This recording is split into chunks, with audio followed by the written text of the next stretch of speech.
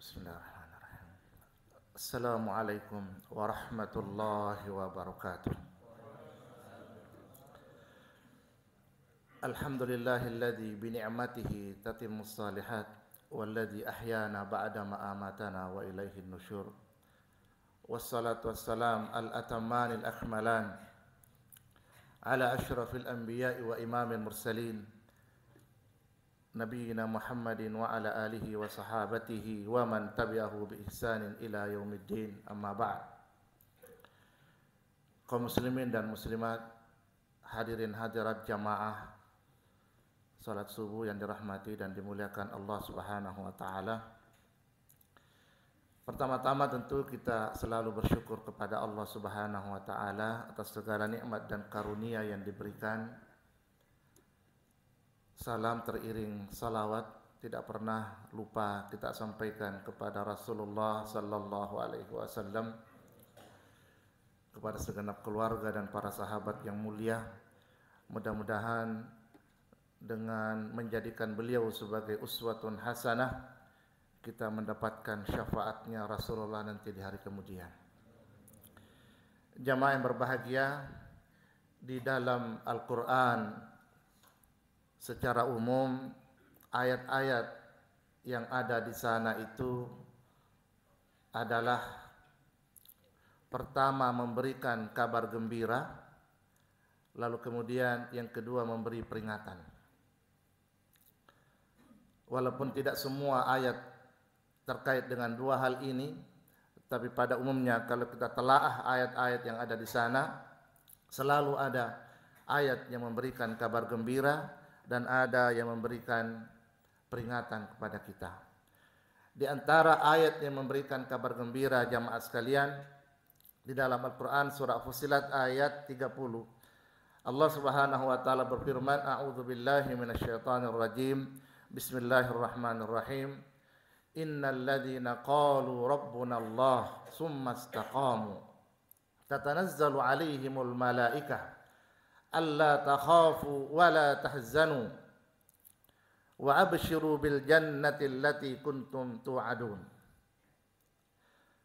Sesungguhnya orang-orang yang menyatakan Tuhan kami ialah Allah, lalu kemudian istiqamah, maka akan turun malaikat kepada mereka dan menyampaikan, janganlah kamu khawatir dengan masa depanmu dan jangan sedih dengan masa lalumu, dan bergembiralah dengan surga yang dijanjikan Allah kepadamu. Ini jamaah yang berbahagia, kabar gembira di antara beberapa kabar gembira yang lain, bahwa ada golongan di kalangan kita umat Islam yang jelas dijanjikan surga oleh Allah Subhanahu wa taala. Siapa mereka? Di awal ayat disebutkan alladzina qalu rabbuna Allah tsumma istaqamu. Orang-orang yang menyatakan keimanan kepada Allah Subhanahu wa taala kemudian istiqamah dalam keimanan itu. Ini kelihatannya ringan. Kita semua sudah beriman insyaallah, menyatakan keimanan kepada Allah. Lalu kemudian kita juga merasa istiqamah. Iman jamaah yang berbahagia, kita semua sudah tahu, sering disampaikan oleh ustadz kita, oleh guru kita. Paling tidak ada 3 aspek, ya. Mulai dari tasdiqun bil qalbi, wa iqrarun bil lisan, wa amalun bil jawarih. Diyakini di dalam hati, diucapkan di lisan, kemudian diamalkan melalui anggota badan kita. Itu aspek keimanan yang insya Allah kita sudah tahu semua. Kita ruku, kita sujud, bagian dari bukti keimanan. Kita menahan diri dari makan, minum, dan syahwat di siang hari Ramadan, bagian dari bukti keimanan. Kita mengeluarkan zakat, bagian dari bukti keimanan. Tapi pertanyaan selanjutnya adalah, sudahkah kita istiqamah dengan bukti iman yang ada pada kita? Betapa banyak jamaah sekalian, ketika di masjid iman ada, di luar masjid tidak tahu kemana iman. Ketika di masjid, rukuk sujud masih di bawah imannya, tapi ketika berdagang di pasar, hampir sudah tidak ada imannya karena kecurangan demi kecurangan dilakukan. Itu satu contoh.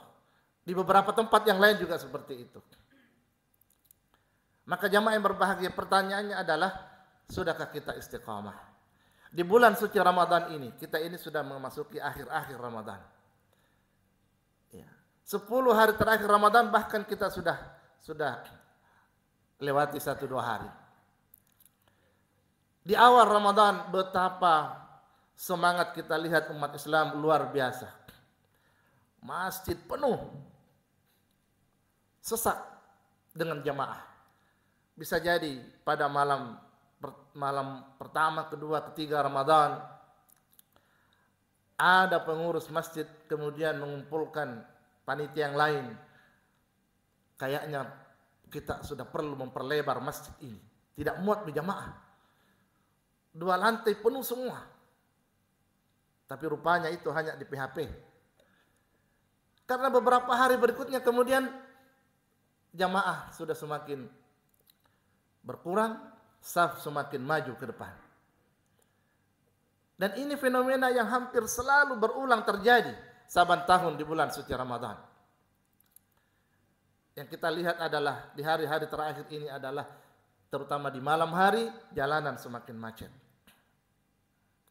Alhamdulillah kalau kita di Masjid Sultan Alauddin ini insyaallah istiqamah semua, kita mengisi 10 hari terakhir Ramadan dengan berbagai macam aktivitas ibadah. Jamaah yang berbahagia, apa yang disampaikan dalam ayat tadi itu sejalan dengan salah satu hadis Nabi SAW ketika ada salah seorang sahabat bertanya, namanya Abu Amr Sufyan ibni Abdullah As-Saqafi, berkata, "Ya Rasulullah, kulli fil islami qawlan la as'alu anhu ahadan ba'dak." Qal, "Qul amantu billah summa istaqim." Al-hadis rawahu Muslim. Sahabat ini bertanya, "Ya Rasulullah, ajarkan kepada saya satu nasihat, satu ucapan, satu ajaran yang aku tidak perlu tanyakan kepada orang lain. Cukup dengan apa yang engkau sudah sampaikan kepadaku." Maka Nabi mengatakan, "Qul amantu billah." Nyatakan dalam dirimu bahwa engkau beriman kepada Allah. Summa istaqim, kemudian istiqamah dengan keimanan itu. Sejalan dengan ayat di dalam surat Fussilat tadi. Maka sekali lagi jamaah yang berbahagia, konsep istiqamah dalam agama kita sebenarnya adalah konsep yang sangat mulia dan sangat luhur. Cuma kadang-kadang kita tidak begitu memperhatikan persoalan ini. Istiqamah ini adalah konsistensi di dalam kebaikan dan kebenaran. Di bulan suci Ramadan ini insya Allah umat Islam rata-rata rajin ibadah di bulan suci Ramadan. Bahkan berusaha untuk khatam Al-Quran di bulan suci Ramadan. Berusaha supaya jamaahnya, salat jamaahnya selalu di masjid di bulan suci Ramadan. Pertanyaannya, sesudah Ramadan masihkah istiqamah dipertahankan? Bahkan jangan-jangan menjelang Idul Fitri yang hadir nanti justru itulah jamaah aslinya masjid yang memang rutin sebelum puasa. Ini yang dikhawatirkan. Maka jamaah yang perlu kita betul-betul memahami bagaimana resep yang diberikan para ulama. Kalau kita ingin istiqamah paling tidak dalam kesempatan yang singkat ini, pertama adalah kita harus memiliki al-wa'yu wal fahmus sahih.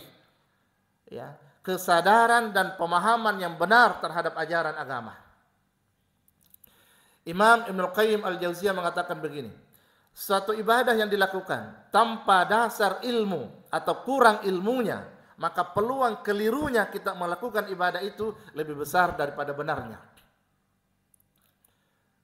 Tidak mutlak, tidak pasti bahwa sudah langsung keliru, tapi beliau mengatakan peluang kelirunya lebih besar daripada benarnya. Kenapa? Karena kalau kita tidak memahami, tidak memiliki wawasan terhadap suatu ibadah atau kebaikan, jatuhnya bisa jadi kita hanya ikut-ikutan. Dilihatlah si A, oh begitu cara salat. Salatlah kita seperti itu. Suatu ketika lihat lagi orang yang lain sholat, kenapa sholatnya begitu? Itu mungkin yang benar, itu lebih senior. Diikutilah itu. Lihat lagi orang yang lain, ini lain lagi ini, ini mungkin yang benar ini, ustadz ini.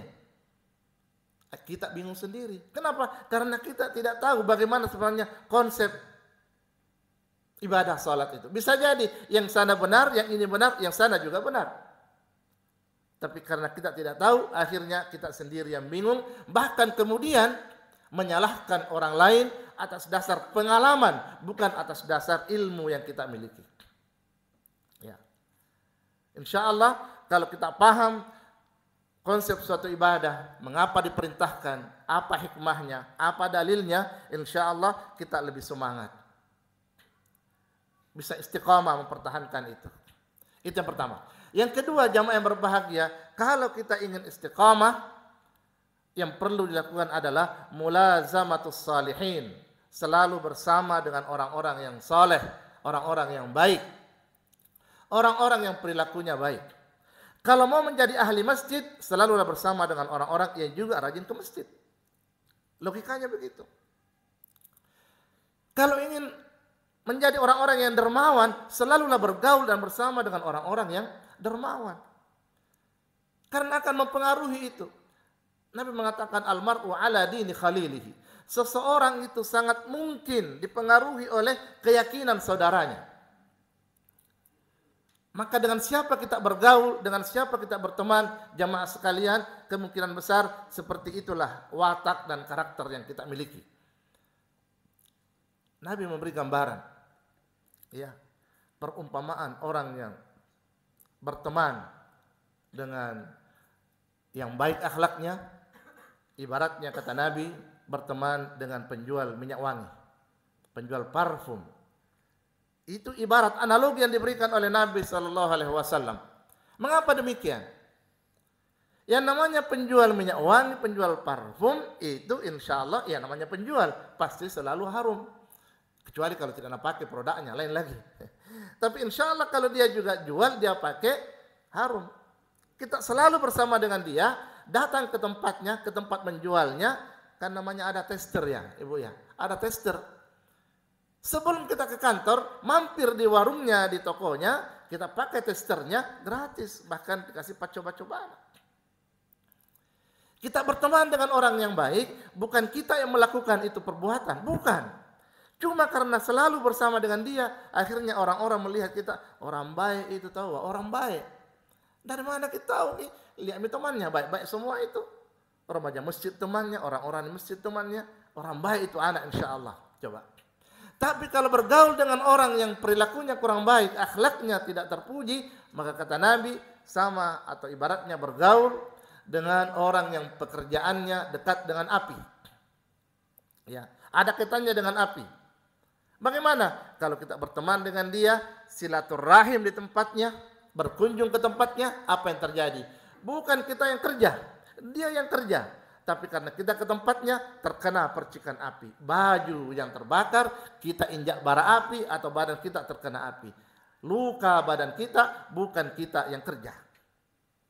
Kadang-kadang jamaah yang berbahagia, ada orang yang melakukan suatu perbuatan, bukan kita yang melakukan. Dia yang melakukan. Tapi karena selalu dilihat berteman, akhirnya apa? Jelek itu sifatnya. Dicaplah, asumsinya seperti itu. Padahal belum tentu. Tapi kita tidak bisa, opini orang tidak bisa dikuasai. Ya. Jamaah sekalian, itu bapak polisi kita. Ya, kalau mencari orang yang ada DPO lalu dicari, ya, buronan.